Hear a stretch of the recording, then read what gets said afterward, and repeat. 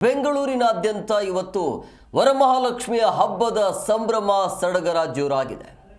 ದೇವಸ್ಥಾನದಲ್ಲಿ ವಿಶೇಷವಾಗಿರುವಂತಹ ಪೂಜೆ ಅಭಿಷೇಕಗಳು ನಡೀತಾ ಇದೆ. ಬೆಂಗಳೂರಿನಾದ್ಯಂತ ವರಮಹಾಲಕ್ಷ್ಮಿ ಹಬ್ಬದ ಸಂಭ್ರಮ ಇದು. ಅನೇಕ ಕಡೆ ವರಮಹಾಲಕ್ಷ್ಮಿ ಹಬ್ಬ ಸಂಭ್ರಮಾಚರಣೆ ಜೋರಾಗಿದೆ. ಹಲವಾರು ದೇವಾಲಯದಲ್ಲಿ ವಿಶೇಷವಾಗಿರುವಂತಹ ಪೂಜೆ ಅಭಿಷೇಕ ಮಾಡಲಾಗ್ತಾ ಇದೆ.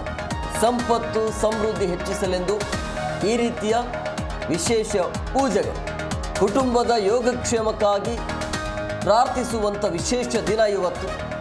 ಸಂಪತ್ತು ಸಮೃದ್ಧಿಯ ದೇವತೆ ಭಕ್ತರಿಗೆ ಅದೃಷ್ಟವನ್ನು ದಯಪಾಲಿಸಲಿ ಅಂತ ಪ್ರಾರ್ಥಿಸುವಂತಹ ದಿನ. ನಗರದ ಅನೇಕ ಕಡೆ ವರಮಹಾಲಕ್ಷ್ಮಿ ಹಬ್ಬದ ಸಂಭ್ರಮಾಚರಣೆ ಇದೆ. ಹಲವಾರು ದೇವಾಲಯದಲ್ಲಿ ಲಕ್ಷ್ಮಿಗೆ ವಿಶೇಷವಾಗಿರುವಂಥ ಪೂಜಾ ಅಭಿಷೇಕವನ್ನು ಮಾಡಲಾಗ್ತಾ ಇದೆ.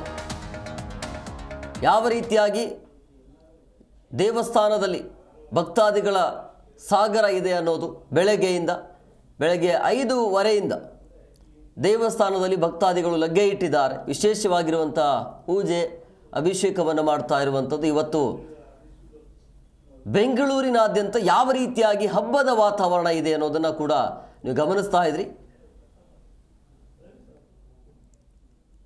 ಇದು ಮಾರ್ಕೆಟ್, ಇದು ದೇವಸ್ಥಾನ ಅಲ್ಲ ಅನ್ಸುತ್ತೆ. ದೃಶ್ಯವಳಿ ಗಮನಿಸ್ತಾ ಇದ್ದೀರಿ ನೀವು. ಜನ ಇದ್ದಾರೆ. ಬೆಳಗ್ಗೆಯಿಂದ ಬೆಂಗಳೂರಿನಾದ್ಯಂತ ವರಮಹಾಲಕ್ಷ್ಮಿ ಹಬ್ಬದ ಸಂಭ್ರಮ ಸಡಗರ ಇದು. ಅನೇಕ ಕಡೆ ವರಮಹಾಲಕ್ಷ್ಮಿ ಹಬ್ಬದ ಸಂಭ್ರಮಾಚರಣೆ ಇದೆ. ಹಲವಾರು ದೇವಾಲಯದಲ್ಲಿ ವಿಶೇಷವಾಗಿರುವಂಥ ಪೂಜೆ ಅಭಿಷೇಕ ಮಾಡಲಾಗ್ತಾ ಇದೆ. ಸಂಪತ್ತು ಸಮೃದ್ಧಿ ಹೆಚ್ಚಿಸಲೆಂದು ವಿಶೇಷವಾಗಿರುವಂಥ ಪೂಜೆ ಮಾಡುವಂಥ ದಿನ ಇವತ್ತು. ಸೊ ಹಂಗಾಗಿ ಎಲ್ಲರೂ ಕೂಡ ವರಮಹಾಲಕ್ಷ್ಮಿ ಹಬ್ಬ ಇರುವಂಥ ಹಿನ್ನೆಲೆಯಲ್ಲಿ ಬೆಳಗ್ಗೆ ಎದ್ದ ತಕ್ಷಣ ದೇವಸ್ಥಾನಕ್ಕೆ ಭೇಟಿ ಕೊಡುವಂಥ ಕೆಲಸ ಕಾರ್ಯ ಆಗ್ತಾ ಇದೆ. ಅಲ್ಲಿ ದೇವಸ್ಥಾನಕ್ಕೆ ಹೋಗಿ ವಿಶೇಷವಾಗಿರುವಂಥ ಪೂಜೆ ಪುರಸ್ಕಾರಗಳು. ಸೊ ಬೆಳಗ್ಗೆ 5 ಗಂಟೆಯಿಂದಲೇ ಈ ರೀತಿಯ ಹಬ್ಬದ ವಾತಾವರಣ ಬೆಂಗಳೂರಿನಲ್ಲಿ.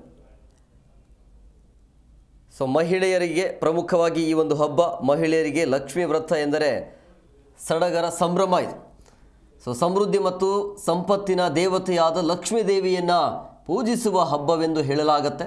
ಈ ಹಬ್ಬವನ್ನು ಮುಖ್ಯವಾಗಿ ವಿವಾಹಿತ ಮಹಿಳೆಯರು ತಮ್ಮ ಕುಟುಂಬದ ಯೋಗಕ್ಷೇಮಕ್ಕಾಗಿ ಆಚರಿಸ್ತಾರೆ.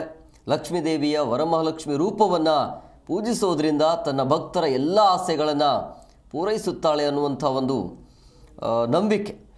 ಸೊ ಇವತ್ತು ಬೆಳಗ್ಗೆಯಿಂದ ಈ ರೀತಿಯಾಗಿ ದೇವಸ್ಥಾನದಲ್ಲಿ ಭಕ್ತಾದಿಗಳ ಸಂಖ್ಯೆ ಇದೆ. ಹಬ್ಬದ ದಿನದಂದು ಮಹಿಳೆಯರು ಬೇಗನೆ ಎದ್ದು ಸ್ನಾನ ಮಾಡಿ ಈ ರೀತಿಯಾಗಿ ಉಪವಾಸ ವ್ರತವನ್ನು ಮಾಡಿ ಸಣ್ಣ ಉಕ್ಕಿನ ಬಿಂದಿಗೆ ಅಥವಾ ಬೆಳ್ಳಿ ಚೆಂಬನ್ನು ಕಲಶದ ರೂಪದಲ್ಲಿ ಇಟ್ಟು ಅದರಲ್ಲಿ ನೀರನ್ನು ತುಂಬಿಸಿ ಬಳಿಕ ಆ ಚೊಂಬಿಗೆ ಸ್ವಲ್ಪ ಖರ್ಜೂರ ಅದರ ಜೊತೆಗೆ ದ್ರಾಕ್ಷಿಯನ್ನು ಹಾಕಿದ ನಂತರ ತಟ್ಟೆಯಲ್ಲಿ ಅಕ್ಕಿಯನ್ನು ಹರಡಿ ಅದರಲ್ಲಿ ಕಲಶವನ್ನು ಇಟ್ಟು ಮಾವಿನ ಎಲೆ ಹಾಗೂ ವೀಳ್ಯದೆಲೆಯನ್ನು ಕಲಶ ಸುತ್ತ ಜೋಡಿಸಿ ಅದರ ಮೇಲೆ ಅರಶಿಣ ಹಚ್ಚಿದ ತೆಂಗಿನಕಾಯಿಯನ್ನು ಇಟ್ಟು ಅದಕ್ಕೆ ಸೀರೆಯನ್ನು ಉಡಿಸಿ ಒಡವೆಗಳನ್ನು ಹಾಕಿ ಅಲಂಕಾರ ಮಾಡಿ ಪೂಜೆ ಮಾಡಲಾಗುತ್ತೆ.